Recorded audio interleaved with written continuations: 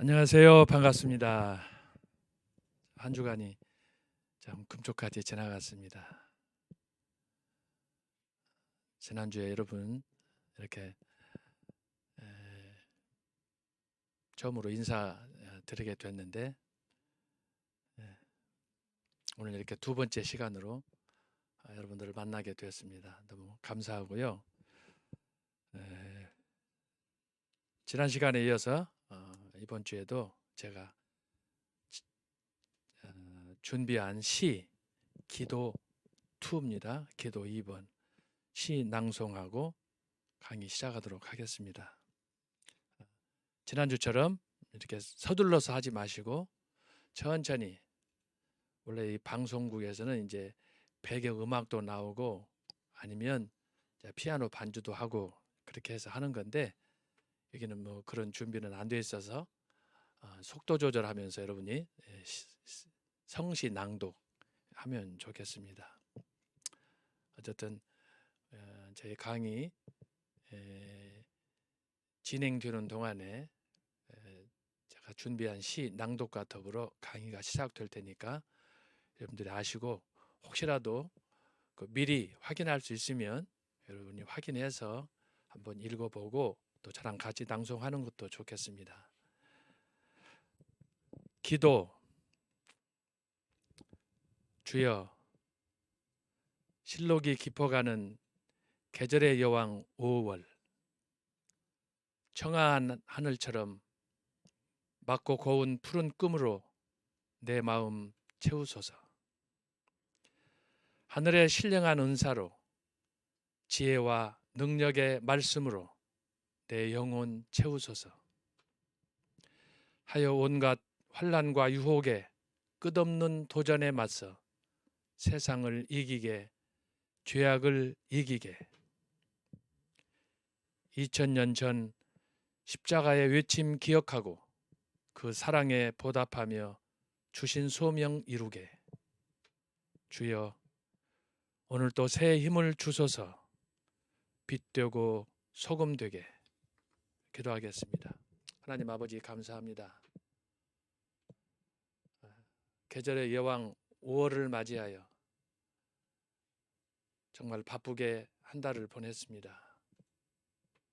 무엇보다도 지난 주간에 초대교회사로 또 부족한 종이 많은 학우들과 더불어 이렇게 만나게 해주시고, 특별히 강의를 통해서 우리가 피차 배우며 또 세워주며 격려할 수 있는 그런 은혜를 베풀어 주셔서 감사합니다.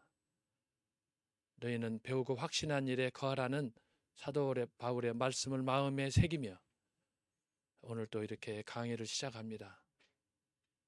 특별히 연약한 종을 붙들어 주시고 전국 방방곡곡에서 또 나라 밖에서 이 강의를 듣는 모든 학우들의 마음속에 간절히 사모하는 마음, 또 주님을 향한 헌신의 마음 불리듯 일으켜 주옵소서.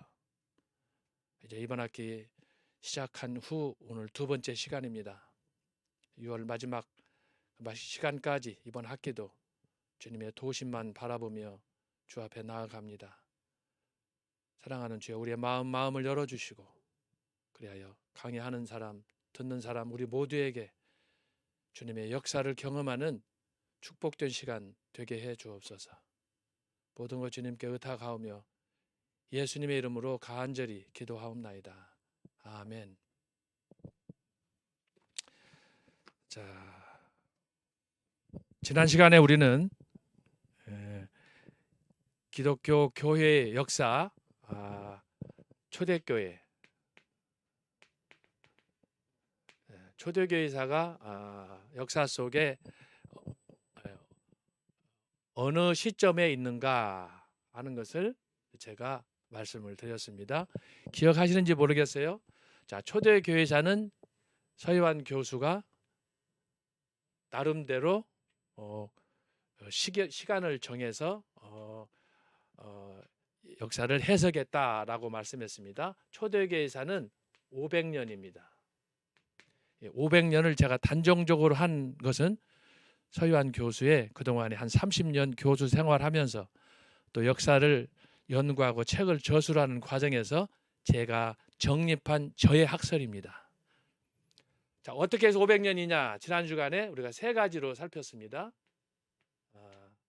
첫 번째는 뭐냐? 476년. 이 시기는 정치적으로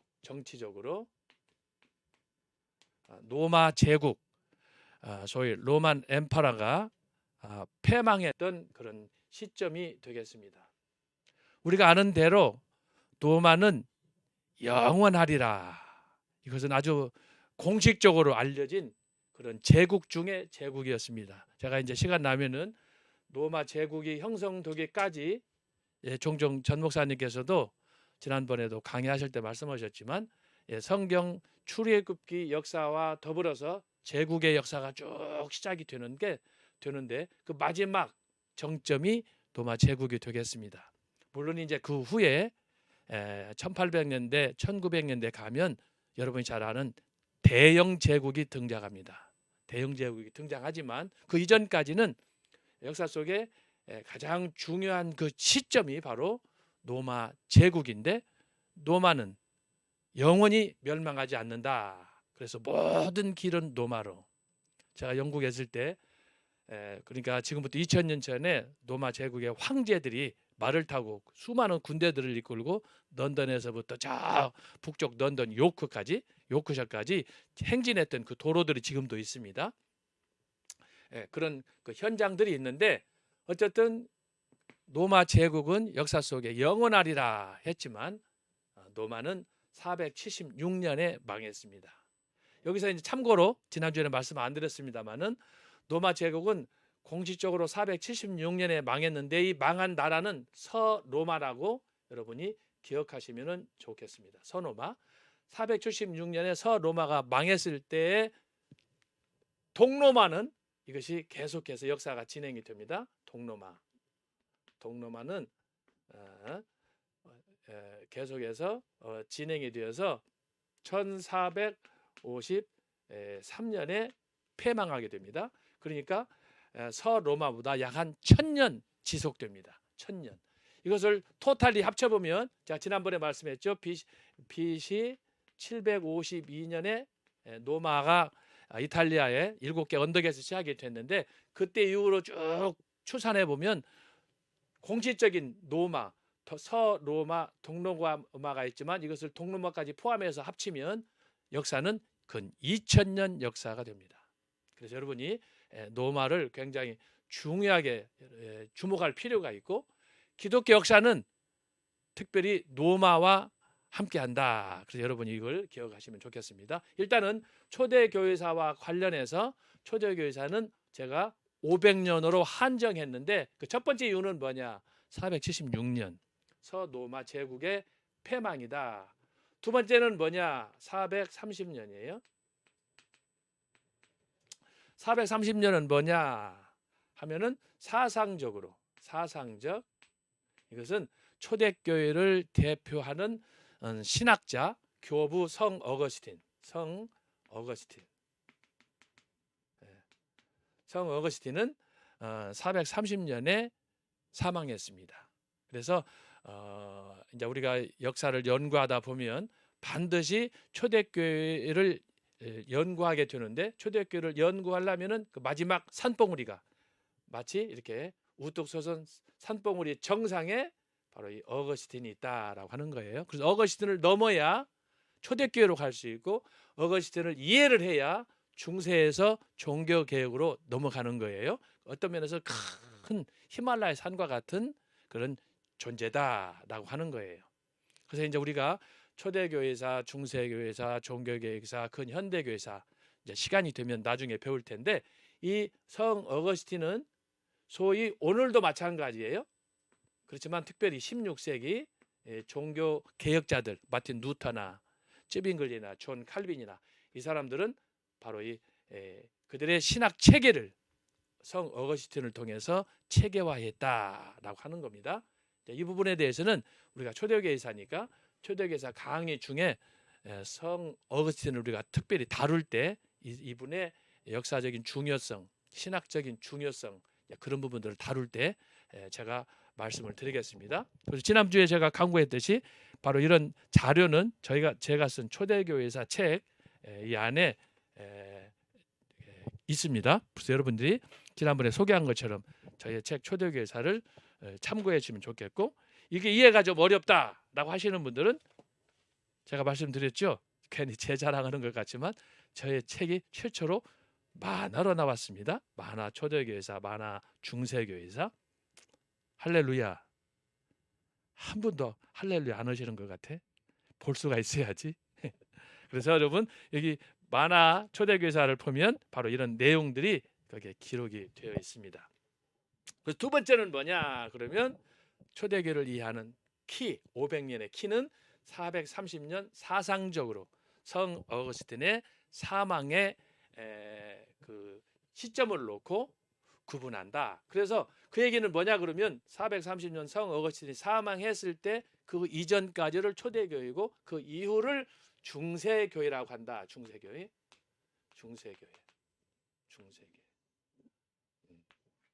그래서 지난주에 말씀드렸죠. 중세교회는 언제까지다? 1500년이다. 성 어거스틴, 이 500년이니까 여기는 500년이겠죠? 500년. 1500년. 그래서 초대교회 500년, 중세교회 1000년. 이걸 합치면 중세교회는 1000년이 되는 거예요. 자, 이것도 설명하겠습니다. 역사 속에 초대와 중세가 나눠지는 이 분기점은 굉장히 드라마틱한 거예요. 드라마틱한데, 자, 이것은 그 차이점에 대해서도 나중에 제가 말씀드리겠습니다. 나중에 보너스로. 세 번째는 뭐냐? 590년이에요. 590년은 종교적이에요. 종교적으로 초대를 마무리하고 중세를 연, 소위 말해서 중세하게 되면 교황제도예요. 교황제도. 근데 이 교황제도를 열었던 사람이 누구냐 그러면 그레고리 1세. 그레고리 1세예요. 그래서 대부분의 이제 교회사 책을 보면 또 교회사 교수님들이 대부분 여기에다가 방점을 둡니다. 590년 종교적으로. 왜냐하면은 교황제. 교황제를 처음으로 이분이 정립하고 교회 직제로, 그리고 당신 자신이 초대 1대 교황으로 등극을 하게 됐습니다. 나중에 우리 이것도 보겠지만 원래 그레고리는 굉장히 성격적으로 참 귀족 가문에서 태어났지만 그가 하나님을 위해 헌신하고 싶은 그런 헌신된 마음으로 이렇게 교회에서 봉사를 했는데, 갑자기 전임 교황이 죽으면서 이제 그 교황을 물색하는 가운데 그레고리 1세가 이제 낙점이 됐는데, 이 소식을 들은 그레고리 1세가 자기는 교황이 될 수 있는 자격이 없다는 거예요. 그래서 도망다니고 여기저기 숨었는데 마침내 이분이 그걸 수락하고 그레고리 1세가 교황 제도를 만들면서 기존에 있었던 초대교회에 있었던 모든 새로운 교회 제도들을 만들게 되는 거예요. 그런데 그 첫 번째가 뭐냐? 교황제다. 이 교황제는 지금까지 있어요. 그러니까 연대적으로 590년부터 따지면 지금 2020년이니까 벌써 1000년, 400년 이상 동안을 그레고리 1세의 영향하에 지금까지 로만 가톨릭 교회는 교황제를 유지하고 있다라고 하는 거예요. 그래서 이제 특별히 여러분들이 그레고리 1세 하게 되면은 우리가 한 가지만은 기억해야 되겠습니다. 그게 뭐냐면 로마 가톨릭 교회에서 이때부터 그레고리안 성가라고 해서 천주교에서 예배할 때 부르는 찬송가가 있어요. 그래서 이 그레고리 1세가 대단한, 당시로 말하면 천재적인 그런 사람이에요. 그래서 은사가 많고 또 그래서 교회를 위해서 헌신했던 그런 분인데, 지금까지 이제 중세 1000년 동안은 소위 그레고리 찬트 또 성가를 통해서 많이 영향을 끼쳤다라고 하는 겁니다. 자, 그래서 말씀드리면, 자, 첫 번째는 정치적으로 서노마의 패망, 사상적으로는 성 어거스틴의 사망, 세 번째로는 종교적으로 그레고리 1세의 교황제도의 등장과 더불어서, 자, 그래서 476년, 430년, 590년 이것을 통합해 가지고 제가 초대교회를 500년으로 정립했다라고 하는 거예요. 그래서 제가 이야기하는 초대교회 500년이란 뭐냐? 여러분 이 세 가지를 이해하고 들어가야 돼요. 이렇게 세 가지로 구분해서 주장한 사람은 전 세계적으로 저밖에 없어요. 제가 정리한 거예요. 자, 그러면 초대교회 500년을 이렇게 여러분이 이해를 하셔야 되는데 지난주에 우리가 살펴봤던 게 뭐냐? 자, 신학이란 뭔가라고 하는 거예요. 신학이란 무엇인가? 여러분 지난주에 배웠던 거 에? 알았어요. 자, 지난주에 우리가 살펴봤던 거, 자 강의 내용 여러분 잠깐 강의안을 여러분이 보시면은 자 지난번에 강의한 세속사, 구속사, 두 번째로 신학의 정의. 그래서 지난번에 신학의 내용 중에 일부를 우리가 살폈는데 그 중에 하나가 뭐냐 그러면은 성경신학을 우리가 살폈습니다. 성경신학은 한마디로 말하면 성경을 연구하는 거예요. 그런데 성경을 연구할 때 그냥 무작위로 하느냐 그게 아니에요. 이것을 학자들이 구분했어요. 성경은 어떻게 구성이 됐느냐? 구약과 신약으로 구성이 됐고 그래서 구약을 연구하는 그 분야를 구약신학이라고 하고 신약을 연구하는 것을 신약신학이라고 한다라고 하는 거예요. 그래서 이제 구약신학 하게 되면은 구약의 39권, 신약은 이제 우리가 아는 대로 27권 이렇게 해서 성경을 자체로 연구하는 거예요. 자, 이것을 여기 여러분 제가 강의 안에 올렸지만은 여기 강의 안에 없는 내용들을 이제 여러분 참고하실 것은 우리가 이제 구약 신학을 하고 신학 여기다 적습니다. 자, 예를 들면 구약, 신약. 자, 이것을 묶어서 이걸 가리켜서 성경신학 이렇게 얘기한단 말이죠. 그리고 성경신학, 구약신학 외에도 또 이렇게 주경신학이라는 게 있어요. 주경신학. 그 외에도 많이 있지만 그래서 구약신학, 신약신학은 주로 성경을 통해서 연구를 하고 주경신학은 성경 자체에 여러분 아시겠지만 태초에 하나님이 천지를 창조하셨다. 그럴 때 그 문자 하나하나, 문장 하나하나 이것을 집중적으로 연구하면서 그 의미가 뭔가 하는 것을 밝혀내는 것이 주경의 주석이에요. 주석신학, 주경신학. 이걸 하려면 어떻게 해야 되느냐? 여러분들한테 조금 부담이 되는 얘기지만 구약신학은 원래 원본이 히브리어로 되어 있어요. 히브리어로. 신약은 헬라어로 되어 있어요. 그러니까 우리는 지금 성경 한글로 된 성경을 읽기 때문에 구약신학을 해도 신약신학을 해도 우리말로 하다 보니까 우리가 이해하기는 좋지만 본래 모세가 기록할 당시에 사도 바울이 기록할 당시에 그 분위기는 우리가 알 수가 없어요. 그래서 그걸 이해하려면 어떻게 해야 되느냐? 그래서 히브리어를 배우고 헬라어를 배우는 거예요. 특별히 이제 구약 같은 경우는 히브리어만 배워도 안 되는 거예요. 원래는. 왜냐하면 예를 들어서 아까 제가 모세오경, 여러분 모세오경 하면은 우리 청교도 신학의 유명한 교수님 한 분 계시죠? 조금 전에 강의하시고 가신 분 기억하시죠? 변순복 교수님. 이분은요 사실은 세계적인 학자예요. 세계적인 학자인데 여러분이 그분 귀한지 아시는지 모르겠어요. 그분은 바로 이 모세 율법 외에 유태인들이 강의하는 그런 납비 학교에서 10여 년 동안 공부하시고 그들의 모든 종교적인 신앙적인 것들을 전수받은 분이에요. 저도 영국에 10년 있었지만 이렇게 납비 학교에 가서 납비가 되려고 하는 그런 헌신의 마음으로 거기 들어가 입학 자체도 사실은 임파서블이에요. 불가능해요. 한국 사람 여러분 유태인 아시지만 유태인들이 얼마나 인종차별이 심합니까? 그 사람들은 성경에도 있지만 원래 우리 같은 사람 취급받는 거예요. 왜? 우리는 이방인이기 때문에. 그런데 변수 교수님이 벌써 그것도 한 30여 년 전에 어떤 면에서 모험인데 그 납비 학교에 들어가 가지고 그 납비로 이제 안수받고 봉사해야 되는데 그거 안 하고 오셨다는 거 아니에요? 그런데 그래서 이 구약을 하려면은 히브리어만 아니고 모세가 살았던 당시에 그러면 이집트 출애굽할 때 이스라엘 백성들이 애굽에서 430년 만에 탈출했잖아요. 그러면은 히브리어로도 하지만 그 당시에 배경을 연구하려면 모세가 살았던 그 역사, 성장 과정 이걸 연구하려면은 에집트의 언어에 대해서 알아야 되고 또 이집트만 알아도 안 되는 거예요. 구약에 보면은 뭐 에돔 사람, 뭐 모압 사람 다 나오잖아요. 물론 민족절이 크진 않았지만 소수 공동체지만 그들의 언어를 연구해야 되는 거예요. 그렇기 때문에 참 이게 구약 신학은 쉽지가 않고 또 그 학자들은 굉장히 또 귀해요. 그런 면에서.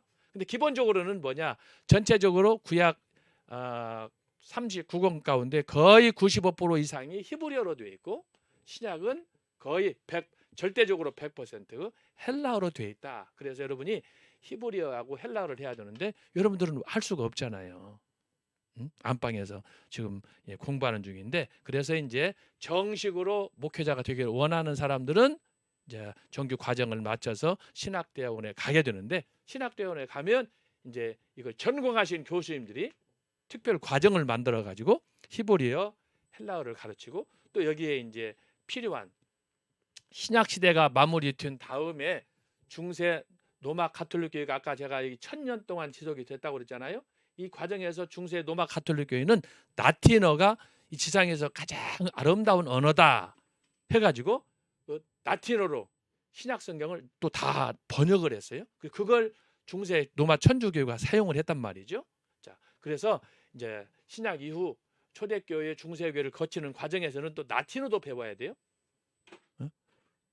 그래서 여러 가지 이런 그 신학을 위한 기초 지식으로 언어학을 해야 된다. 히브리어, 헬라어, 라틴어, 그다음에 이제 독일에서 공부하는 사람은 독일어, 영국에서 하는 사람은 영어, 또 프랑스에서 하는 사람은 불어. 여러분 골치 아프죠? 따라서 합시다. 여기 이런 거 공부 안 하고 여러분 안방에서 지금 공부하시는 거 따라서 합시다. 할렐루야. 이거 얼마나 감사해요. 여러분이 만약에 그런데 지금 나이 들어서 제가 확인해 봤더니 지금 이 강의 청교도 신학원 강의 들으시는 분들이 50대 60대라고 하시더라고. 예? 그런데 여러분이 신학교 가가지고 보따리 싸가지고 히브리어 배우고 헬라어 배우고 라틴어 배우고 독일어 배우고 영어도 우리 말도 사실은 쉬운 언어가 아니에요. 예? 맞춤법 여러분 시험 보면 이게 거의 제가 해봤더니 낙제 수준이에요. 낙제 수준. 우리말 국어도. 그런데 여러분 외국어가 이게 어떻게 하겠어요? 그래서 제가 몇 가지만 정리한 거예요. 히브리, 헬라, 라틴어, 독일어, 영어인데 아까 말씀한 구약 신학 구약을 하기는 원하는 사람, 고대 바벨론, 이집트 그 저희 모세 율법 연구하는 사람들은 막 엄청나게 다른 거 해야 돼요. 제가 아는 우리 교수님 한 분은 세상에 13개를 해요. 13개.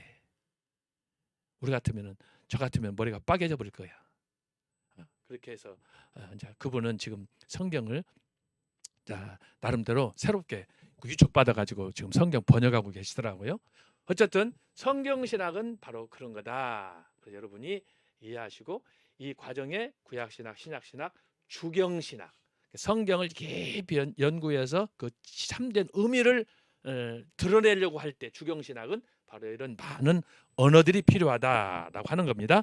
자, 그렇게 해서 여러분 지난번 강의한 3페이지 주경신학까지 끝났고 자, 오늘은 조직신학으로 넘어갑니다. 조직신학은 뭐냐? 잘 들어야 돼요. 자, 조직신학. 조직신학은 잘 봐요. 성경신학, 다시 말하면 성경. 창세기부터 계시록까지 66권. 구약 39, 신약 27.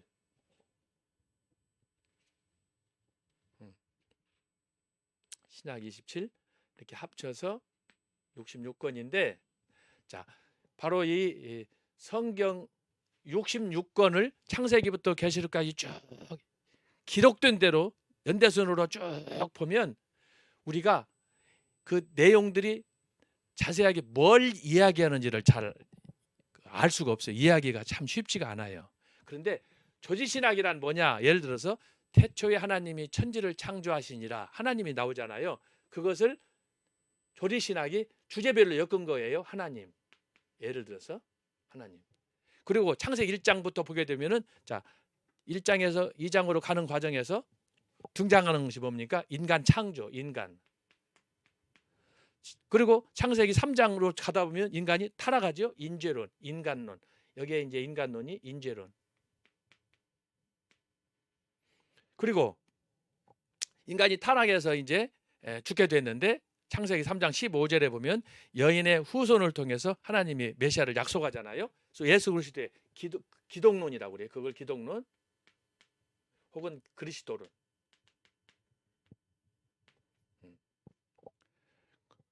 예수께서 이렇게 왜 여인의 후손으로 오시느냐? 그것은 결국은 인간의 구원. 그 다음에 성령론, 교회론, 그 다음에 마지막으로 종말론. 요한계시록이에요. 그래서 이것이 조리신학은 성경의 그 텍스트를 중심으로 해가지고 창세기부터 계시록까지 연대순으로 쭉 가면서 신론, 하나님은 여기는 신론이라고 그래요. 신론 혹은 창조론 뭐 이렇게 여러 가지 이름이 있습니다만은, 그래서 이런 순서로 해가지고 대체로 이제 7가지로 나눠져요.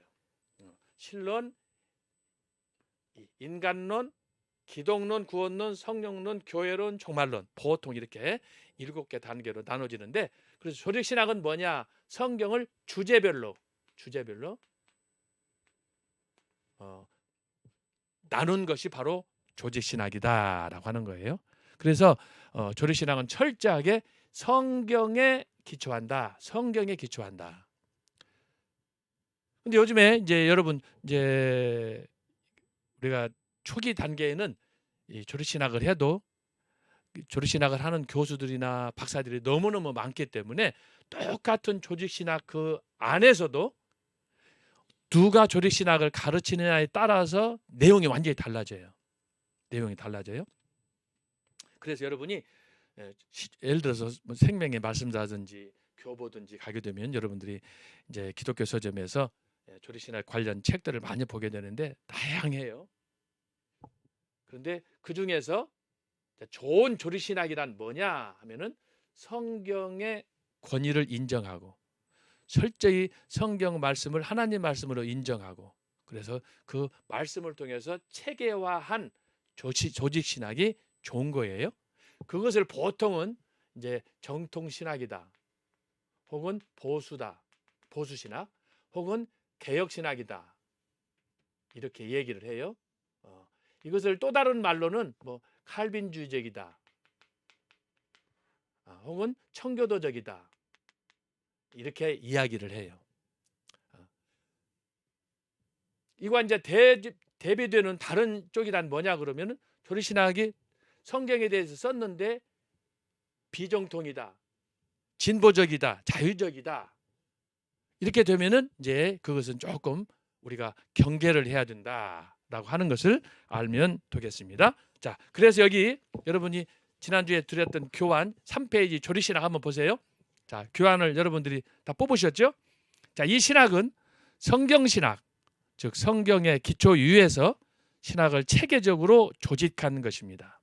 미국의 코넬리우스 반틸은 조직신학은 전체적이며 통일된 체계로 성경에 게시된 하나님에 관한 진리들을 제공하기 위해 형성되어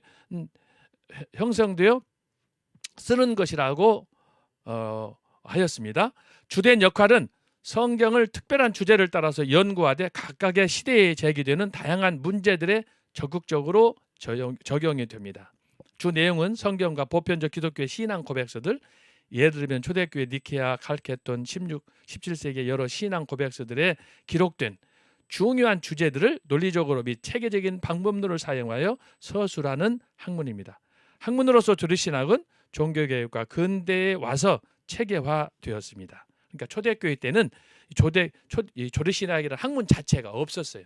그때는 지금 성경도 제대로 편집도 안 되고 지금 로마 황제들에 의해서 박해받고 그런 시대인데 뭐 이런 학문이 체계화됐겠습니까? 시간이 많이 지나는 과정에서 이제 초대교회도 중세교회를 지나면서 종교시대, 개혁시대의 가서사 이것이 확실하게 정리가 되었습니다. 자, 4페이지 봅니다. 다시 말하면 성경이 중요하게 취급하는 주제들로 제가 여러분에게 지금 말씀드렸어요. 서론, 저희 프롤레고메나, 이것이 방금 전에 설명한 거예요. 신론, 여기에 이제 포함이 돼서 성경이란 뭔가, 이 서론에서는 성경에 대한, 신학에 대한 전반적인 것들을 기록한다. 그래서 신학의 개념, 성격, 또 신학의 필요성과 방법, 계시. 성경은 계시 중에 계시 아닙니까? 그래서 그것을, 성경에 기록된 내용을 전체적으로 이렇게 개요로 설명해 주는 것입니다. 성경의 정경, 성경은 진짜 하나님 말씀인가 아닌가, 성경에는 어떤 것이 있는가, 왜냐하면 성경 외에 사본들이 많기 때문에 지금 그렇게 얘기하는 거예요. 이것도 나중에 제가 초대교회에서 강의할 때 어떻게 성경의 정경이 오늘 우리에게 66권으로 확정됐는가 제가 설명할 것입니다.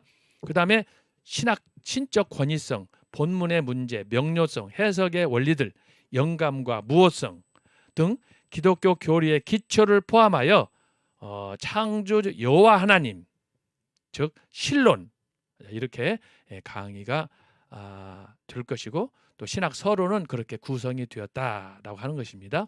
그래서 여러분이 책을 읽을 때도 앞에 머릿말을 읽어야 되듯이 굉장히 중요한 부분이 성경이다. 그 성경에, 그러므로 창세기는 아주 중요한 거예요. 창세기를 모르면 다른 성경을 해석할 수가 없어요. 그래서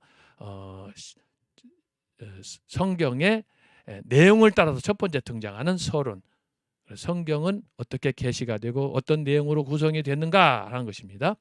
두 번째로는 신론, 하나님의 속성들, 신론, 삼위일체, 애정, 창조, 섭리, 기적과 인간, 이런 등등을 이제 신론에서 다룹니다. 그래서 신론에서는 가장 중요한 게 삼위일체와 하나님의 창조와 애정, 이런 부분들. 그 다음에 두 번째로 인간론, 인간의 기원, 어떻게 인간이 이 땅에 출현하게 됐는가, 과연 진화론은 맞는 것인가 하는 부분들, 성경은 어떻게 여기에 대해서 이야기하는가, 이런 부분들이에요. 그래서 인간론은 인간의 기원에 관한, 그 다음에 인간이 어떻게 구성이 됐느냐, 어떻게 행위언약과 동시에 죄의 본질, 어떻게 인간이 타락하게 됐느냐 하는 것들을 거기에 쭉 기술하고 있습니다. 이것이 이제 우리가 잘 아는 대로 창세기 1장, 2장, 3장에 압축되어 있어요. 여기에 성경이 뭔가, 하나님은 누군가, 어떻게 인간이 창조되었는가, 어떻게 인간이 타락하게 됐는가, 아까도 말씀했지만 창세기 3장 15절 여인의 후손을 통해서 하나님의 구원이 이제 우리에게 약속되는데, 그런 부분들, 소위 여인의 후손은 기독론, 예수 그리스도를 예표로 보여주는 거 아닙니까? 그래서 성경 창세기 1장, 2장, 3장, 4장에서부터 바로 이 신학의 기초가 아주 활기차게 요한계시록 그 종점을 향해서 급진적으로 발전하는 것을 볼 수가 있습니다. 기독론. 자, 예수님이 여인의 후손으로 오신다고 했는데 도대체 예수님은 어떤 분이냐? 진짜 예수님은 하나님이 맞냐? 사람이 맞냐? 하는 부분들을 우리가 다루게 되는 거예요. 그리고 그의 낮아지심과 높아지심, 그의 선지자직, 제사장직, 왕직, 여기서 이 세 가지는 이제 예수님의 소위 삼중지라고 하잖아요. 예수님은 이 세 가지 직분을 동시에 가지신 분이에요. 근데 예수님께서 우리들에게도 이런 그 세 가지 직분을 주셨어요. 왕 같은 제사장으로 우리에게 세우셔서 정말 천사도 흠모할 그런 특권을 우리에게 주셨습니다. 그러므로 우리에게 필요한 것이 뭐냐? 하나님만 바라보고 절대 의지하는 신앙이 요구된다라고 하는 거예요. 그 다음에 네 번째로 구원론, 하나님의 은혜, 어떻게 인간이 타락해서 하나님의 구원을 받고 소명을 받고 때때로 목사와 또 장로와 권사와 집사로 세움을 받는가, 여기에 이제 중생 문제, 회개와 믿음 문제, 칭의 문제, 이 배경에 하나님의 전적인 은혜, 하나님의 주권적인 섭리가 포함되어 있습니다. 우리가 신앙생활을 하면서 경험하지만 하나님이 왜 세상에 수많은 사람 중에 나 같은 사람을 구원하시고 나를 하나님께서 부르셔서 직분을 주시고 믿음을 주시고 나를 하나님의 자녀 삼아 주시고 양자 삼아 주시고, 그다음 생각하면 감사하지 않은 게 없어요. 그런데 여기 성화예요. 구원론의 이제 그 꽃으로 가는 것이 성화예요. 한마디로 말하면 성화는 뭐냐? 내가 예수님을 닮아서 예수님의 제자로 살아가는 소리 그런 삶을 이야기하는 거예요. 우리가 다 아침에 눈을 뜨면서 하루하루 살아가면서 기도하는 것이 뭐냐? 주님 닮게 하여 주옵소서. 늘 기도하지 않아요? 예수님처럼 닮기 원하네. 찬송. 그렇지만 우리는 매일매일 우리의 욕심 때문에 우리의 허망한 그 이상과 꿈 때문에 좌절하고 실패하고 넘어지고, 그렇지만 주님께서 우리를 끝까지 붙들어 주심으로 우리가 넘어지고 자빠짐에도 불구하고 다시 이렇게 세우시는 주님의 사랑, 그런 가운데 우리가 조금씩 주님을 닮아가는 거 아니겠습니까? 그래서 성도의 견인과 영화, 지금은 부족해도 언젠가 우리도 주님처럼 완전한 그런 몸을 입고 주님과 더불어 함께 그분께 영광 돌리는 그런 삶을 살게 될 것입니다. 그래서 지금은 우리가 참 연약하고 부족하고 흠과 티가 많지만 이걸 잘 극복하고 오직 주님 바라는 마음으로 신앙으로 서게 되면 사도 바울이 고백했던 것처럼 너희는 나를 본받으라. 나는 늘 예수님을 본받는다. 그래서 온전한 그리스도의 형상을 이룰 줄로 믿습니다. 그 다음에 교회론입니다. 교회란 뭐냐? 하나님이 이 땅에 세우신 특별한 기관이에요. 교회는 여러분, 우리 한국 교회 여기저기 전국에 한 6만 교회가 있다고 그러잖아요. 교회가 많이 있지만 아무나 교회 가는 거 아니에요. 여러분, 교회가 여러분 옆집에 있다고 그래서 교회 갑니까? 아무나 교회 가는 게 아니에요. 어제도 제가 목사님 설교 들었지만 아무나 주님, 할렐루야, 아버지 이런 거 못해요. 하나님의 은혜를 받은 사람만 마음이 열려서 영이 깨어서 이거 하는 거예요. 그래서 우리가 그 하나님의 자녀가 된 거, 주님의 자녀가 된 거, 이것을 늘 감사하게 생각하는 마음으로 우리가 살아가야 되고, 이 교회는 하나님이 저와 여러분에게 주신 선물이다라고 하는 거예요. 구약에서는 이제 대표적으로 방주를 우리가 주목할 수 있고, 또 방주 이후에는 이제 성막과 성전을 통해서 나타나고, 그래서 마지막 예수님이 오신 신약 시대에는 예수님이 친히 당신의 피로 값주고 사서 세우신 이 교회는 믿는 자들의 공동체다라고 하는 거예요. 그래서 여러분이 매 시간 교회에 출석하고 또 철야기도 하고 또 말씀 듣고 주일 성수하고 수요일 뭐 이런 모임이 많이 있지만, 여러분 교회를 사랑하고 교회를 사모하고 그래서 교회를 축복하는 그 영혼에 하나님께서 큰 은혜를 베풀어 주신다라고 하는 것입니다. 구약에 보면 이스라엘 백성들은 소위 그 디아스포라로 솔로몬 왕의 범죄로 인해서 이스라엘이 둘로 분열이 됐습니다.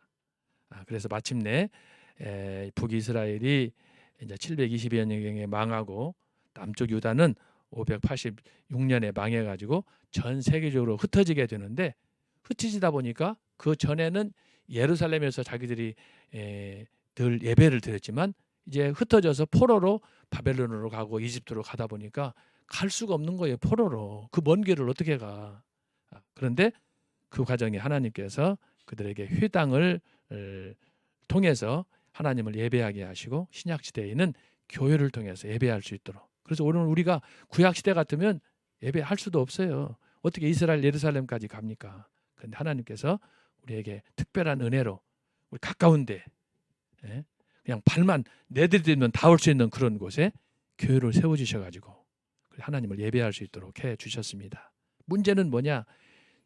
우리나라에만 해도 교회가 한 6만여 개가 된다는데 교회다운 교회가 얼마나 되느냐? 그걸 여러분 생각해야 돼요. 교회다운 교회 여러분이 잘 판단하시고, 여기 보겠습니다. 자, 교회란 뭐냐? 교회 본질. 교회는 어떤 곳인가? 속성. 교회는 뭘 해야 되느냐? 교회라고 해서 그냥 건물만 덜렁 있으면 안 되는 거예요. 이것도 제가 나중에 말씀드릴 거예요. 교회로서 반드시 갖춰야 될 그런 속성이 있어요. 그래서 건물이냐 아니면 건물이 아니냐, 교회가 교회로서의 어떤 모범을 보이려면 뭘 해야 되느냐 하는 부분들, 이걸 우리가 살펴보도록 하게 하고, 교회의 권세, 여러분 교회의 권세 임무는 뭐냐 그러면 사도 바울이 여기 베드로가 마태복음 16장 16절에서 고백했지 않습니까? 주는 그리스도시요 살아계신 하나님의 아들입니다라고 했을 때 예수님이 바요나 시몬아 네가 복이 있다. 천국의 열쇠를 받았잖아요. 그런 권세와 임무와 특권, 조직과 정치, 은혜의 수단, 성례 이런 것들을 교회에서 하는 거예요. 교회. 그래서 교회에서 이런 걸 하는 이유는 뭐냐? 한마디로 말하면 구원받은 성도들의 축제, 예배 행위예요. 교회에서 다른 거 하면 안 돼. 그래서 오직 말씀 듣고 기도하고 성도 간에 교제하고 그런 거예요. 이런 걸 위해서 불가피하게 교회에 조직이 필요해서 당회도 필요하고 집사회도 필요하고 전도 다양한 기관도 필요하고 특히 청년들 모임, 성가대 이런 것들이 많이 있지 않습니까? 이것은 교회를 교회되기 위한 하나의 증표로 그렇게 하는 거예요. 그렇기 때문에 교회가 이것을 말씀에 따라서 잘 운영이 돼야지 만약에 특정인 중심으로 어떤 집단적으로 가게 되면은 이거 이단으로 가는 거예요. 그래서 아까 제가 말씀한 여기 좋은 이제 그 교회로 가려고 할 때는 성경을 조직적으로 말씀에 기초한 그것을 잘 가르치는 정통 보수 개혁 칼빈주의 청교도적인 교회가 가장 바람직하다라고 하는 거예요. 어떤 교회는 같은 교회라고 간판이 붙어 있지만 그리스도를 부인하는 사람이 있어요. 하나님 말씀도 안 믿는 사람이 있어요. 그게 이단이고 조금 더 다른 말로 하게 되면은 자유주의적인 그런 교회라고 할 수 있어요. 교회는 교회인데 실제는 교회가 아닌 거죠. 영혼을 죽이는 그런 단체라고 할 수가 있겠습니다. 그리고 끝으로 종말론.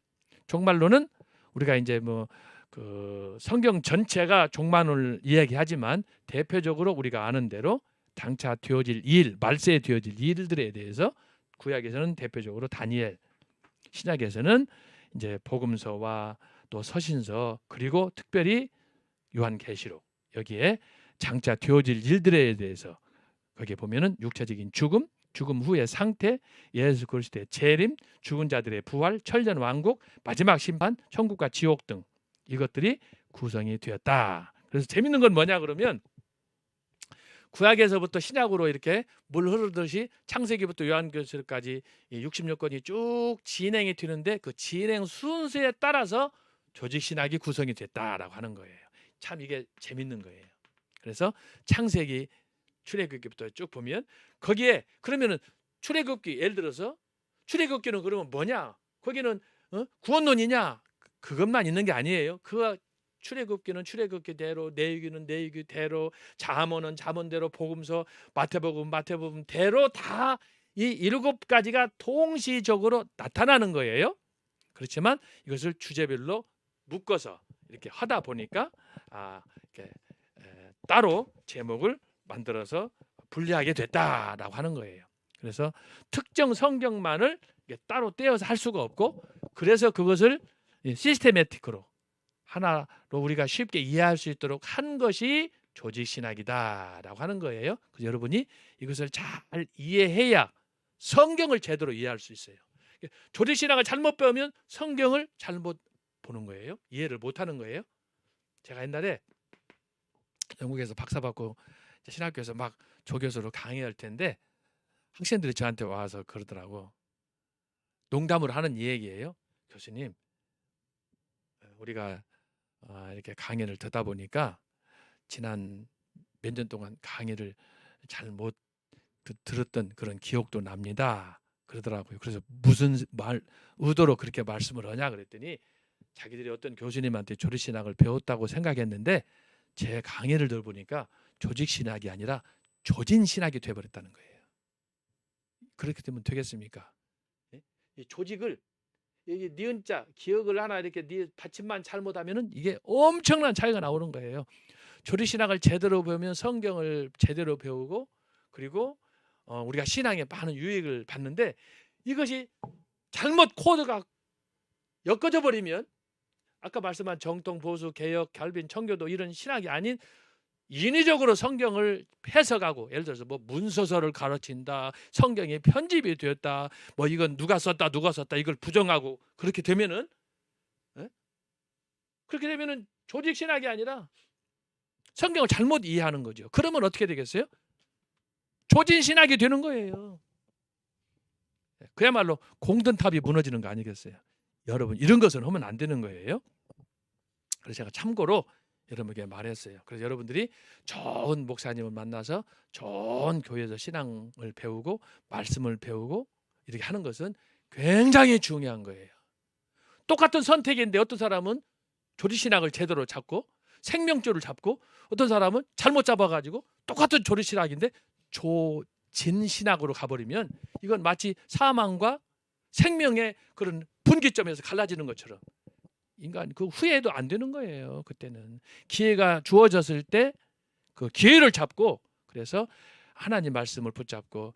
여러분, 저는 개인적으로 그래요. 저같이 부족한 사람이 없지만 늘 하나님 앞에서 성경 말씀 붙잡고 기도하면서 주여 나에게 은혜를 주옵소서 갈망하면서 연구하고 그럴 때 특별히 하나님 말씀 배우고, 어떻게 이 달고 귀한 말씀을, 꿀보다 단 이 말씀을 나에게 주셨나, 그 말씀이 내 그 마음에 와서 이해가 되고 그 위로가 될 때 얼마나 흥분되는지 몰라요. 얼마나 감사한지 몰라요. 내가 이 말씀을 믿고 의지하고 그 말씀 붙잡고 기도할 수 있다는 자체가 이건 대박이야, 대박. 여러분 지금 골방에서 제 강의를 들으면서 단순히 저는 여러분에게 강의 몇 자, 뭐 신론이 뭐다, 인간론이 뭐다 이런 걸 저는 강의하는 거, 지식을 전하는 걸 나는 원치 않아요. 그건 생명이 없는 거예요. 중심이 여러분이 영혼이 깨어서 하나님을 갈망하고, 그래서 내가 알았던, 내가 배웠던, 체험했던 그 하나님을 여러분도 지금 안방에서 그걸 체험하기 원하고, 그래야 하나님의 영광이 드러나는 거지. 제가 여러분한테 와서 할 일이 없어서 이 강의 한 시간 하려고 하겠어요? 여러분에게 격려가 되고 도움이 되고 여러분의 영혼을 세워주고 함께 은혜 받고 하나님의 교회를 세우고, 이게 예수님의 소망이잖아요. 그렇게 하려면 어떻게 해야 되느냐? 첫 단추를 잘 끼워야 된다. 그래서 여러분이 성경 말씀을 늘 앞에서 놓고 기도하고 묵상하고 읽을 때마다 주여 당신의 기이한 비밀을 나에게 가르쳐 주옵소서, 깨닫게 하여 주옵소서. 그것을 체계화한 것, 그것을 잘 논리적으로 정리한 것이 바로 조직신학이다. 그래서 여러분이 조직신학을 잘 이해하고 서점에 가서 책이 많이 있어도 이것저것 무조건 사면 안 되는 거예요. 정말 이 책 저자가 이 책을 통해서 뭘 얘기하는가 여러분이 알고 이 책을 통해서 하나님의 진리를 드러내고 하나님께 영광을 돌리고, 특별히 성경 말씀, 성경의 권위를 인정하고 이 말씀이 아니면 나는 안 된다, 나는 죽는다, 이런 절박한 마음으로 여러분이 조지신학을 연구해야 됩니다. 그리고 4페이지 보면은 참고로 제가 적었어요. 조지신학 안에는 2개의 파트가 있어요. 율리학까지 포함하면 3개예요. 첫 번째가 변증학이에요. 자, 변증학 읽습니다. 변증학은 비기독교 철학에 대응하는 기독교 철학의 증명을 주로 합니다. 다시 말하면 변증학의 목표는 성경이 말하는 하나님의 존재를 증명함으로써 기독교의 유신론을 증명하는 것입니다. 여러분 예를 들면 예수님이 진짜 하나님이야? 과학적으로 증거해봐. 어떻게 처녀가 아들을 낳을 수 있어? 이거 다 문제가 우리 요즘에도 문제가 되지 않아요? 예수님 당시 2000년 전에도 어떻게 당신이 하나님의 아들이냐 유태인들이 많이 물어봤잖아요. 그걸 증명해내는 거예요. 그걸 증명하는 거야. 그래서 이제 기독교에 대해서 의심을 갖는 그런 부분들, 예를 들면 어떻게 별이 동방에 뜬 별 하나가 계속 이동해가지고 동방 박사들이 그 별을 보고 따라가냐, 이거 하나하나 우리가 묻고 질문하고 답하는 그런 부분들이에요. 예를 들면 유물론 등 각 시대의 사상에 대해서 신으로부터의 계시의 기초를 둔 기독교가 정당함을 변호하고 증명하는 것입니다. 변증학은 종종 기초신학으로 부르며 기독교의 초기 역사에서 다양한 변증가들이 논리적으로 기독교를 변호하며 조리신학을 형성하는 기본적 틀을 형성하였습니다. 하지만 19세기 찰스 다윈의 진화론을 비롯한 자연과학의 도전과 특별히 현대 과학의 급속한 발전, 최근에는 코로나19의 발병으로 교회가 어려움을 겪고 있습니다. 이럴 때 여러분이 기독교를 변증하는 거예요. 변증하는 거예요. 정치에 대해서, 과학에 대해서, 혹은 철학에 대해서 이런 그 세상적인 다양한 질문들, 생활 문제에 얼마나 많은 질문이 있어요. 여러분 지금 이 순간에도 말씀 듣고 기도하면서도 진짜 주님은 살아 계시나? 그런 걸 여러분 스스로 증명해 내야 되는 거예요. 그거 하려면 어떻게 해야 돼요?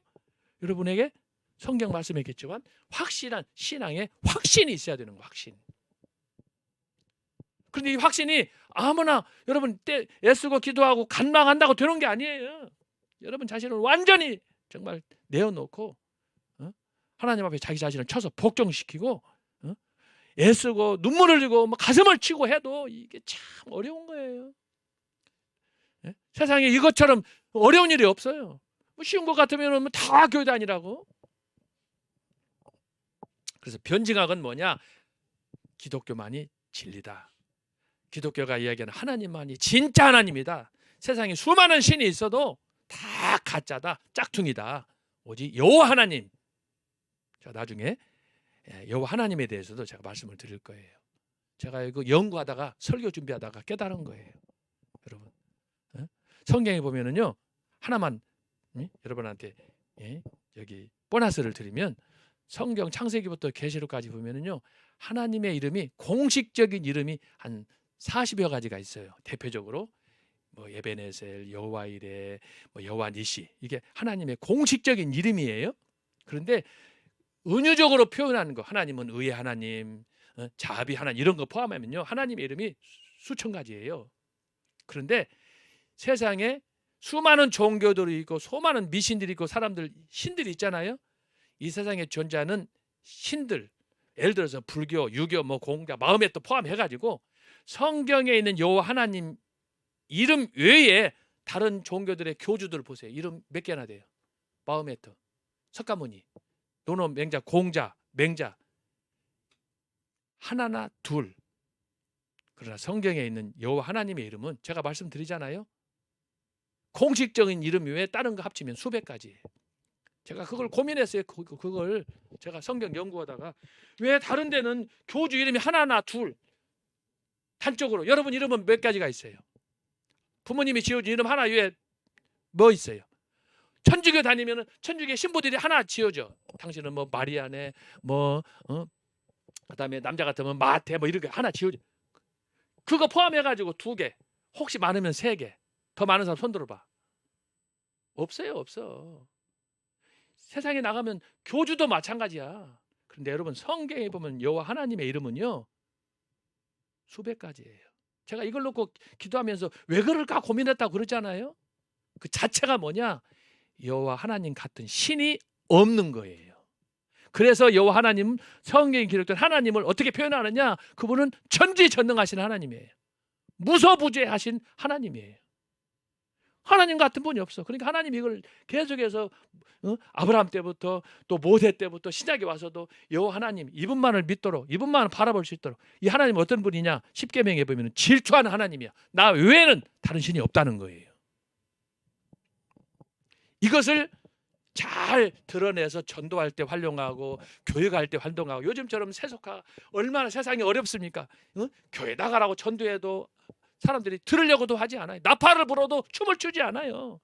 이럴 때 여러분이 성경에 확실하게 말씀 위에 서서 이런 성경이 가르치는 이 말씀들을 체계 있게 잘 배워서, 성경이 말하는 하나님이란 뭐 어떤 분인가? 성경이 말하는 도대체 인간이란 뭐냐? 인간의 종말은 어떻게 되느냐? 그냥 살다가 잘 먹고 띵까띵까 하다 나중에 죽으면 어떻게 되느냐? 제가 전도하다 보니까 이런 일들을 경험했어요. 전도하다 보니까 어디가 지옥이 있냐는 거예요. 어디가 천국이 있냐는 거야. 그래가지고 내가 그러면 선생님 지옥 가세요. 그랬더니 뭐야? 하고 막 난리가 났어요. 사람들이 그래요. 천국과 지옥이 없다고 하는 사람들이, 그러면 당신 마음대로 살다가 그러면은 지옥 가면 좋겠네. 그러면 지옥 가기 싫다는 거예요. 왜? 자기들 경험 안 했지만 들은 걸로 보면 지옥은 어떤 곳이냐? 그것은 평생 탄식 속에서, 불교적인 용어로 아수라장 아니야, 아수라장. 완전 개판 5분 전.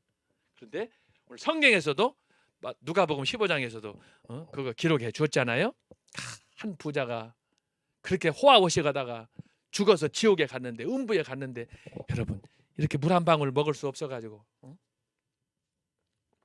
그 절규 속에서 아브라함에게 그 요구하는 물 한 방울을 손가락에 찍어서 자기 혀를 적셔달라는 거 아니에요.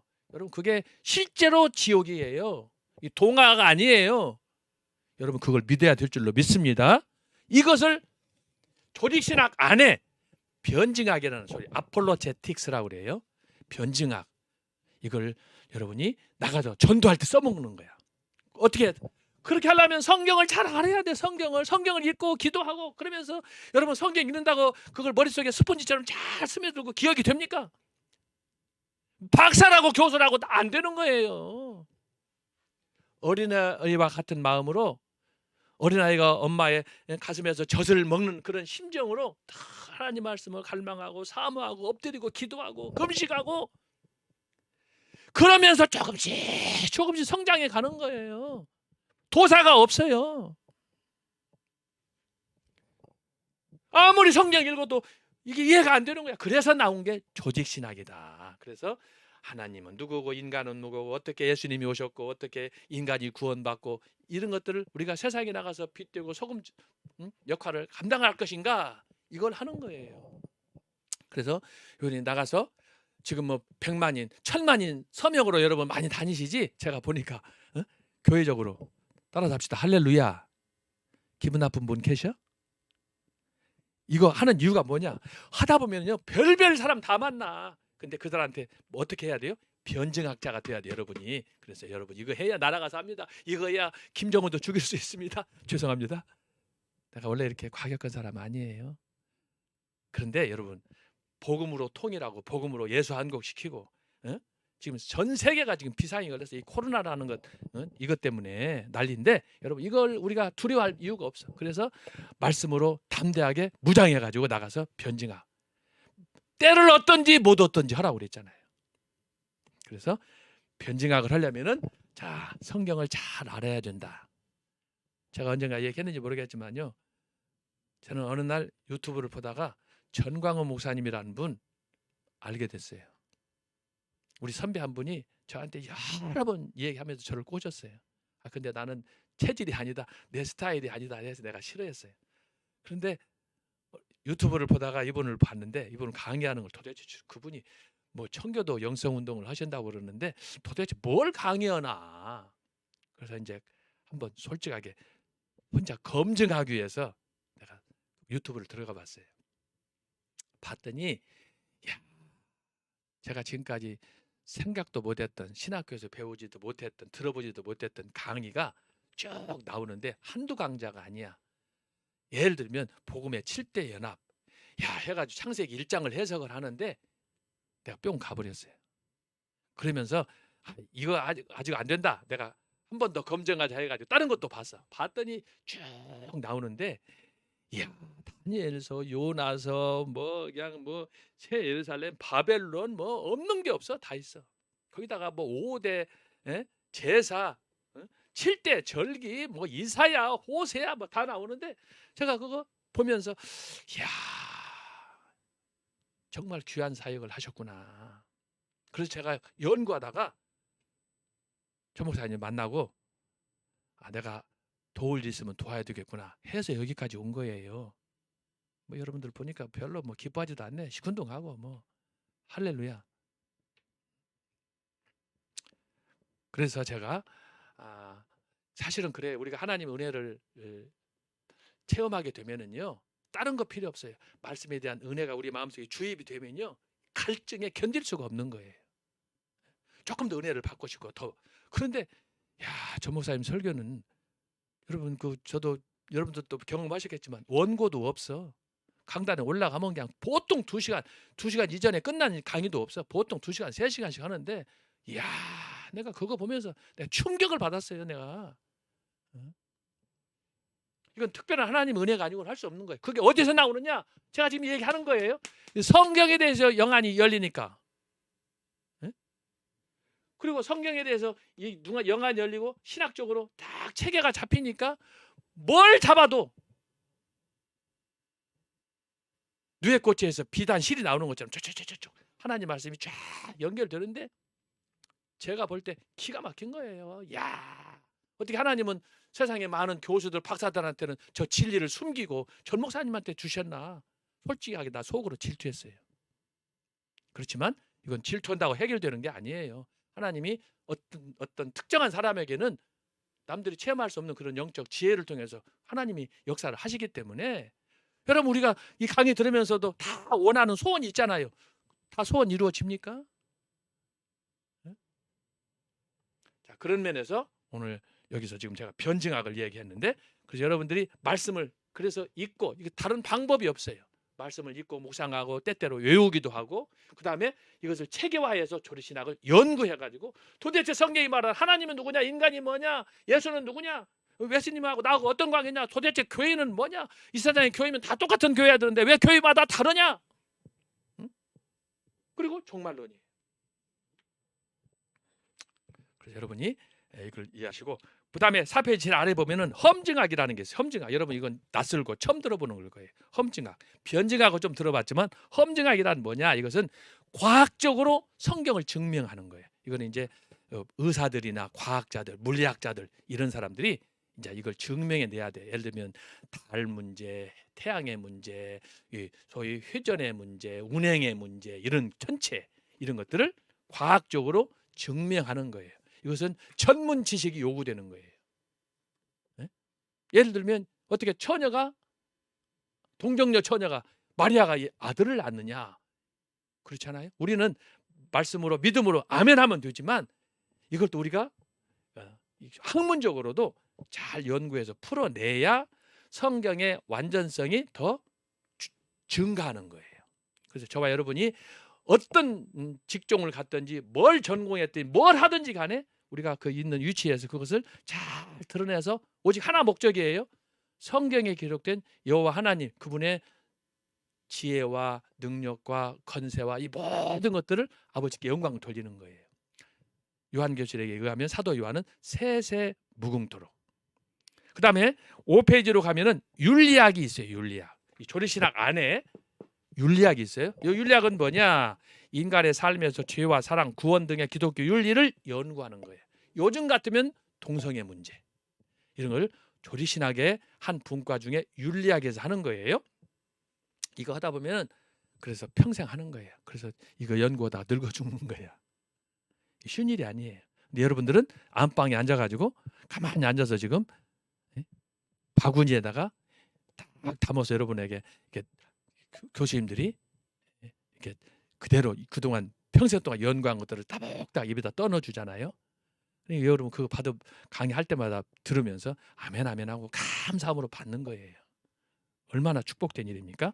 그리고 5페이지 자, 세 번째로 보면은 역사신학이 있어요. 역사신학은 뭐냐? 여기 잘 들어봐요. 제가 지금 초대교사를 강의하는 거예요. 자, 이게 역사신학 중에 포함되는 거예요. 자, 잘 봐요. 성경과 조지신학. 성경은 하나님의 말씀이 계시된 것이고 조리신학은 그 계시의 말씀을 성경에 기초해서 주제별로 엮었다 그랬잖아요. 역사신학은 뭐냐? 이것을 역사적으로 쭉 정리하는 거예요. 이게 자 여기다 그럽니다. 역사적으로 정리하는 건데 언제부터 정리하느냐? 예수님의 승천 이후. 승천 이후 언제까지? 재림까지. 자, 이게 뭐냐? 이게 역사신학이야. 역사하는 거야, 역사. 아시겠죠? 그래서 자, 성경의 기초에서 조리신학은 철저하게 성경에 집중하는 거예요. 그리고 이제 역사신학은 뭐냐? 성경이 요한계시록 끝나버렸어요. 끝난 이후에 예수님께서 장차 때가 되면 이 땅에 오신다 그랬는데 아무도 몰라. 그때까지 뭐가 진행이 돼요?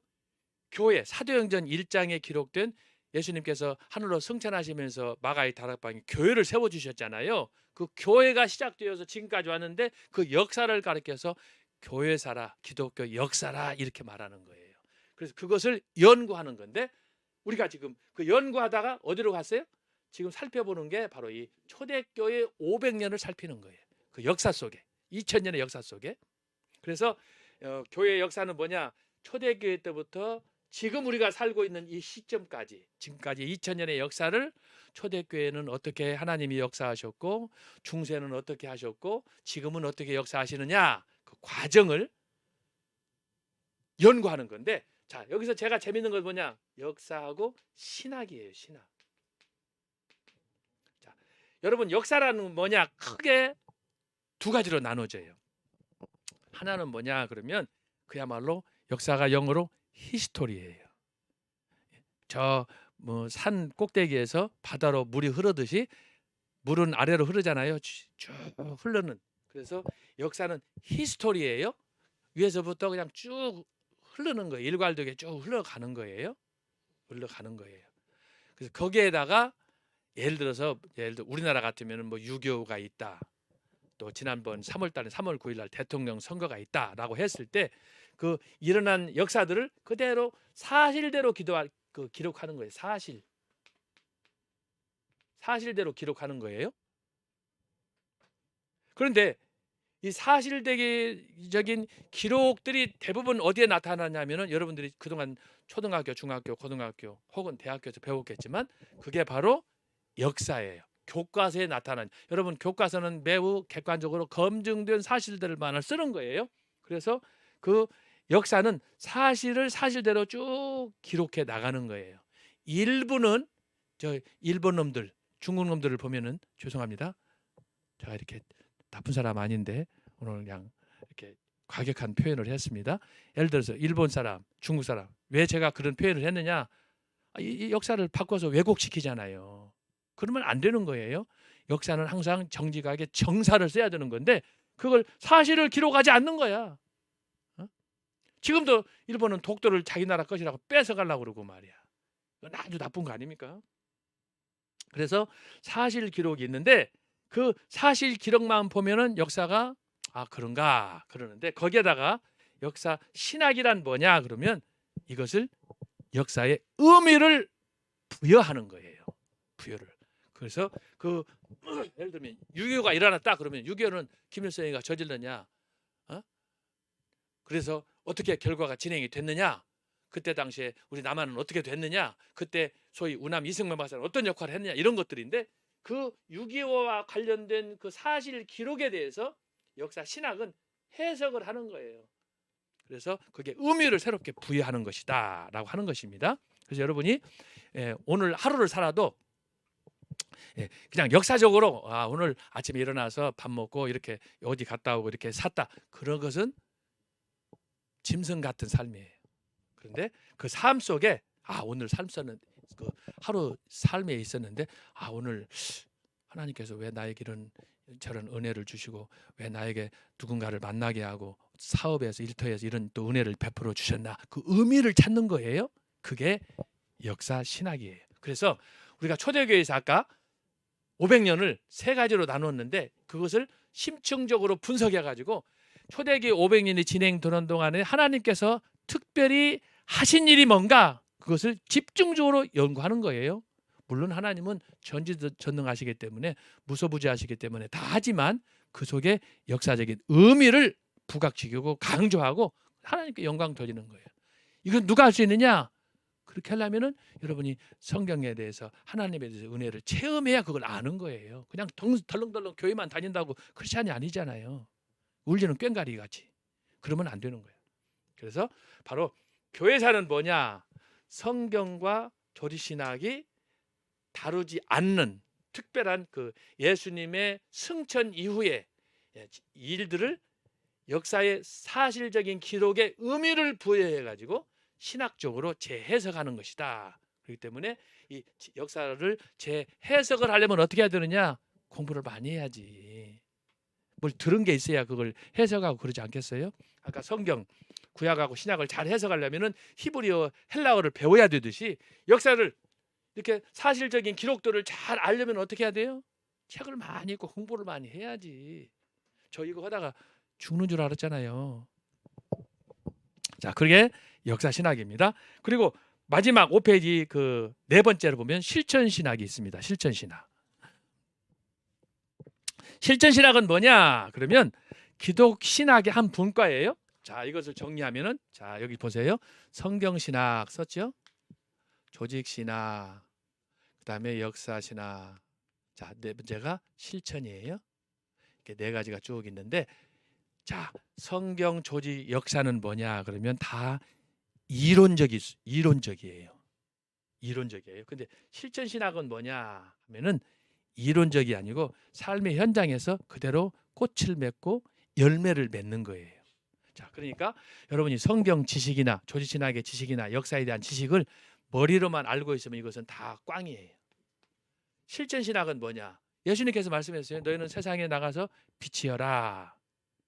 신앙생활을 하는데 자기가 성경 읽고 은혜 받아가지고 안방에 자기 집에만 있어. 그러면은 짝퉁이 드는 거예요. 그렇게 하면 안 된다는 거예요.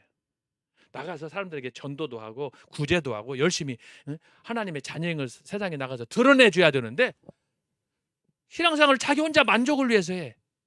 그러면 안 되는 거예요. 중세 때 보면은 나중에 하겠지만 수도원이라는 게 뭐냐 그러면 자기 혼자 연불하는 거예요. 뭐 여러분 연불하라고 예수님이 여러분 불렀습니까? 세상에 나가서 전도하고 예수님 마태복음 28장 18절 20절 보면 뭐라고 그랬어요? 세상에 나가서 모든 사람으로 제자를 삼아서 세례를 줘서 하나님의 교회를 세우고 사도행전 1장 8절 뭐라고 그랬어요? 성령에 충만해가지고 온 땅끝까지 이르러서 증인이 되라 그랬는데 자기 혼자 은혜 받고 아버지 할렐루야 감사합니다. 은혜가 족합니다. 이러고 있으면 안 되는 거예요. 땅끝까지 전파라고 그랬는데 혼자 그러면 자기 혼자 만족에 빠지면 되겠어요? 그럼 어떻게 돼요? 그 영혼이 이제 불쌍히 죽는 거지. 결국은 그게 자기 혼자 은혜 받았지만 사실은 예수님께 도전하는 거예요. 도전하는 거예요. 그렇잖아요. 명령 제자 삼으라 땅끝까지 가서 전도해라. 그런데 안 하면 어떻게 되는 거야? 스스로 이건 예수님에게 반기를 드는 거예요. 도전하는 것이 되는 거예요. 결국은 뭐예요? 성경 말씀을 순종하고 지켜야 되는데 스스로 지키지 않는 거예요. 이건 우리가 조심해야 될 부분이에요. 조심해야 될 부분. 그래서 먼저 된 사람들이 먼저 된 성도들이 크리스찬들이 잘못 이걸 오해해가지고 오류에 빠지면 안 되는 거예요. 오히려 겸손하고 그래서 우리는 죽는 날까지요 늘 감사하면서 충성하는 밖에 없어요. 배우고 또 배우고 사도 바울 제가 얘기했잖아요. 너는 배우고 확신하는 일에 거하라. 나이가 많든지 적든지. 그때 당시에 디모데전서에 보면은 사도 바울의 제자 디모데는 나이가 어렸잖아요. 또 이방인이었잖아요. 사람들이 디모데를 보고 놀리고 조롱하고 그러는 거야. 자, 그럼 이방인이 어떻게 저렇게 됐나? 바울이 강력하게 메시지를 주잖아요. 너는 배우고 확신한 일에 거하고 어떤 사람들이라도 너를 만났을 때 너의 연소함을 업신여기지 못하게 하라. 공부해야 되는 거야. 공부. 부지런히. 그래서 여기서 자 성경 조직 역사는 이론적인데 실천은 뭐냐? 여러분 성경 들고 가나 전도하는 거예요. 전도하는 거. 전도할 때 그걸 연구해야 책 보고 가서 전도합니까? 마음속에 있는 확신 가지고 말씀 그동안에 공부한 지식 가지고 나가서 예수 천당. 나는요 가끔씩 지하철 가다 보면은 서울역이나 어디 저기 사당동이나 고속 터미널에 가다 보면은 길바닥에서 전도하는 사람이 있어. 등 뒤에다가 예수 천당, 앞에다가는 불신지옥 펜만 들고 다녀. 펜만 들고 다니면서 이렇게 광고하고 전도하는 사람이 있어요. 가끔은 영등포역 앞에서 보면요, 특히 토요일 날 보면은 마이크 스피커 갖다 놓고 어떤 교회 팀으로 와가지고 혼자 하기도 하고 7-10사람이 성가대 와서 하기도 하고 길거리에서 전도하고 찬송 부르고 막 설교하는 거 보면요, 제가 얼마나 은혜도 되지만 얼마나 또 마음이 죄송한지 몰라. 그 사람들 보면서요, 야 진짜 이 시대 영웅들 같아. 그거 실천하는 거예요. 실천하는 거예요. 이거 그런데 용기가 필요한 거야. 용기가. 그렇잖아요. 성경 읽는 거야 혼자 할 수 있지만 전도하는 거 여러분 요즘 같은 경우에 전도 코로나 때문에 누구 만날 수도 없어. 옛날에 70년대 80년대는 아파트 전도하면은요 그래도 아파트 문도 열어줬어요. 지금은요 경비가 차단시켜가지고 얼굴도 몰라. 만날 수가 없어. 이런 상황인데 길거리에서 마이크 잡고 제가 그것도 다 물어봤잖아요. 마이크 여기다 스피커 차고 다니는 사람, 마이크 앰프 가지고 다니는 사람 있는데 그 돈도 장난이 아니에요. 그 특수 제작해야 돼. 그렇게 해서 전도하는 사람들도 보고 그랬었는데 여기 제가 그래서 특별히 썼습니다. 실천신학이란 뭐냐?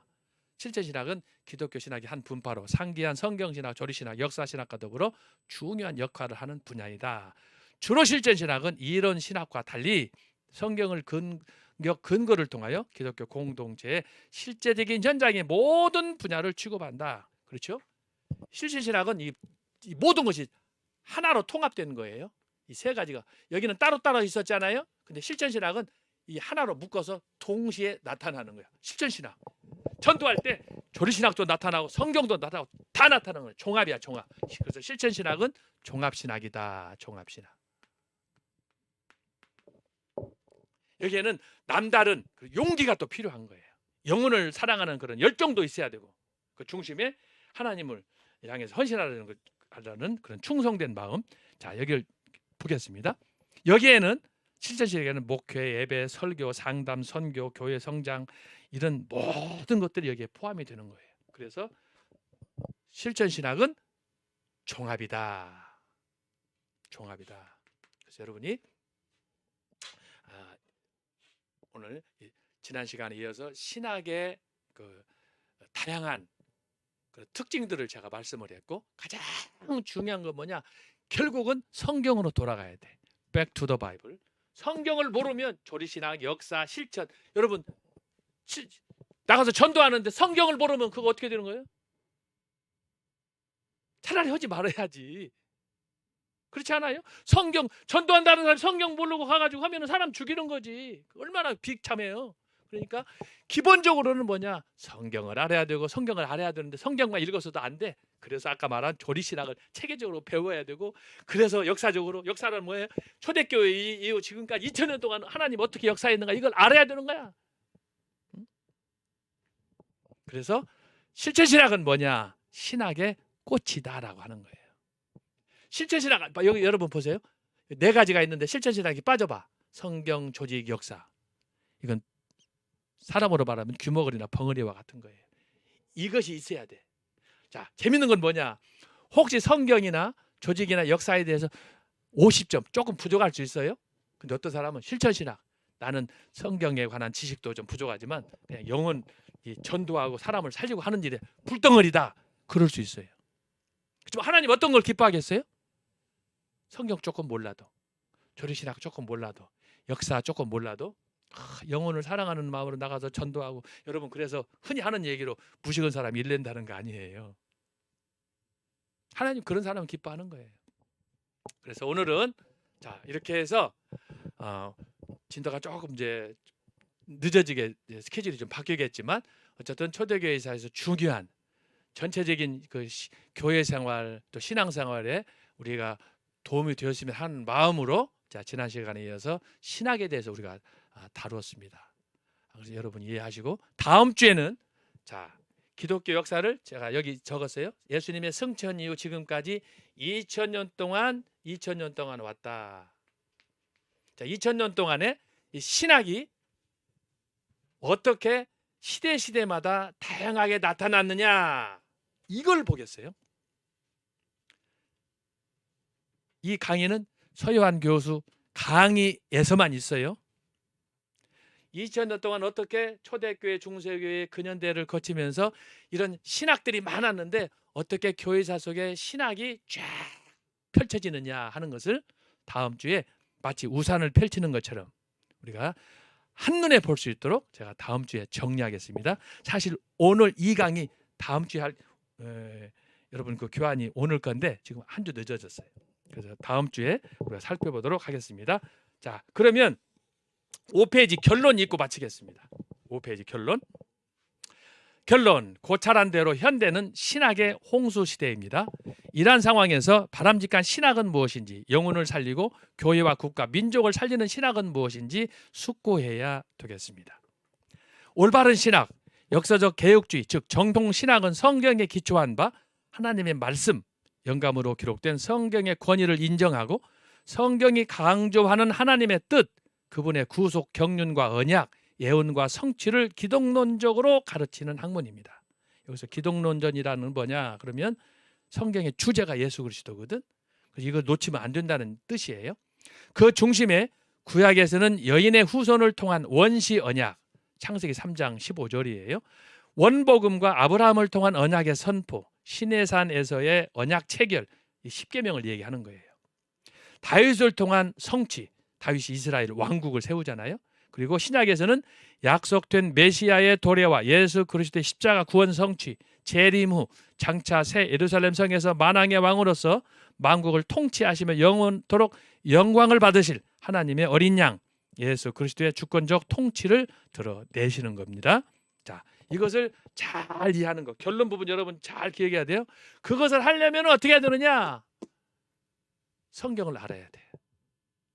어떤 사람 그럴 수 있어요. 내가 신학교 가서 배워봤는데 신학 배워도 다 쓸데없어요. 여러분 잘못 배워서 그래요. 그래서 좋은 스승을 만나는 게 중요한 거예요. 아까 말씀드린 것처럼 성경을 제대로 배우기 위해서 좋은 신학교를 가는 거예요. 한국의 신학교가 내가 계산해 보니까 이런저런 신학교 합쳐가지고 한 150개는 되는 것 같아. 그중에 한 100여 개는 다 짝퉁이고 빨리 문 닫아야 될 학교들이에요. 네? 지난번에도 전 목사님 설교하는 걸 들었는데 어떤 교회 가보면은요, 옛날에 왕십리에서는요 돈 30만 원 주면 그 자리에서 안수 줬어요. 이게 다 사기꾼들이 하는 짓들이에요. 뭐 통신으로 한다, 뭐 속성 코스, 뭐 2달 만에 속성 코스, 석 달 만에 속성 코스, 이건 전부 사기꾼들이에요. 거기서 나오는 게 이단들. 여러분 그런 데는 아예 귀 기울이지 마세요. 우리가 하나님의 사람으로서 영혼을 살리는 일을 할 때 이런 짝퉁이 되면 좋겠습니까? 여러분 짝퉁하면은 중국이 짝퉁 그 아주 나라잖아요. 우리는 그 이름만 들어도 기분이 나쁘잖아요. 근데 여러분이 짝퉁 인생 살면 되겠어요? 특히 영혼을 살리는 하나님의 귀한 천국 사업을 펼쳐가면서 그런 짓거리 하면 되겠어요? 그 망할 짓을. 자, 그래서 우리가 성경을 잘 배우기 위해서는 그 기초 학문으로 역사와 조리신학과 실천을 배워야 되고, 그래서 변증학도 배워야 되고, 그래서 히브리어도 배워야 되고, 하기 싫어도 해야 되는 거예요. 왜? 나의 영적 유익이 되기 때문에. 그리고 나가서는 하나님을 기쁘시게 하기 위해서 하는 거니까. 그래서 여러분이 신학교를 혹시라도 여러분들이 나중에 가기를 원한다 그러면 아무나 막 옆에 있다고 신학교 가면 되는 게 아니에요. 이 신학교는 정통적인가, 보수적인가, 개혁적인가, 청교도적인가, 칼빈주의인가? 왜 이걸 얘기하냐면은 여기에 속한 신학교들이 성경은 하나님 말씀이라고 믿기 때문에 그러는 거예요. 그렇지 않은 학교는 간판은 신학교인데 하나님 말씀 믿지 않아요. 부활도 믿지 않아요. 어떤 학교는 예수님의 재림도 종말도 믿지 않아요. 그러다 보니까 이단하고 가까워요. 그런 학교들을 여러분 신학교라고 해서 무조건 덜커덩 덥석하는 게 아니에요. 잘 이걸 이해하고 기도하면서 여러분이 선택하기를 바랍니다. 신학교가 유명하다고 그래서 좋은 거 아니에요. 어쨌든 오늘 이렇게 해서 지난 시간에 이어서 초대교회와 관련한 역사 구분, 그다음에 전반적으로 이렇게 신학의 다양한 그런 부분들 제가 말씀을 드렸습니다. 다음 주에는 오늘 하지 못한 강의, 예수님의 승천 이후 지금까지 역사 속에서 어떻게 신학이 다양하게 발전되어 왔는가 하는 것을 공부하겠습니다. 기도하고 마치겠습니다. 하나님 아버지 감사합니다. 오늘 두 번째 시간 저희들이 강의를 통해서 성경, 또 성경에 기초한 조리신학과 역사신학과 실천신학 그 다양한 특징들을 살폈습니다. 아무리 우리가 성경을 알아도 나가서 실천하지 않으면, 전도하지 않으면 그건 짝퉁입니다. 우리가 조리신학을 잘 알고 역사를 잘 알아도 하나의 지식으로만 알면, 영혼을 살리지 않는다면 그건 방한퉁수처럼 어디다 써먹을 수가 있겠습니까? 주님은 밖으로 나아가서 천국의 말씀을 땅끝까지 확장하고 전도하고 영혼을 살리는 일을 하라고 하셨사온데, 저희가 단지 지식으로만 알고 그걸 주저한다면 주께서 탄식하실 것입니다. 우리 마음에 뜨거운 성령으로 임재하여 주셔서 정말 앉은 자리에서 일어나게 하시고, 일어나서 밖으로 나가 전도하는 영혼을 사랑하는 뜨거운 하나님의 사람들이 되게 하여 주옵소서. 아직은 함께 만나 대면하지 못하는 안타까움이 있지만 우리가 얼굴과 얼굴을 맞대고 강해할 수 있는 그날도 속해 주시고, 그리하여 서로 격려하고 세워지는 이 말세지 말에 놀라운 기적을 창조하는 하나님의 사람들이 되게 하시고, 특별히 청교도 신학원을 통하여 주여 기적을 일으켜 주시옵소서. 오늘도 어려나가고 부족한 종을 세우시고, 또 많은 학우들 얼굴을 볼 수 없지만 이렇게 인터넷 강의를 통해서 함께 교제하게 하신 아버지 감사합니다. 우리가 어디에 있든지 피차 겸손한 마음으로 주님을 사랑하게 하시고, 나와 함께 하시는 주님을 향하여 늘 마음으로 감사하고 더 헌신하고 다짐하는 그런 하나님의 사람들 되게 하여 주옵소서. 베푸신 은혜 감사하고 예수님의 이름으로 기도합나이다. 아멘. 감사합니다. 다음 주에 뵙겠습니다.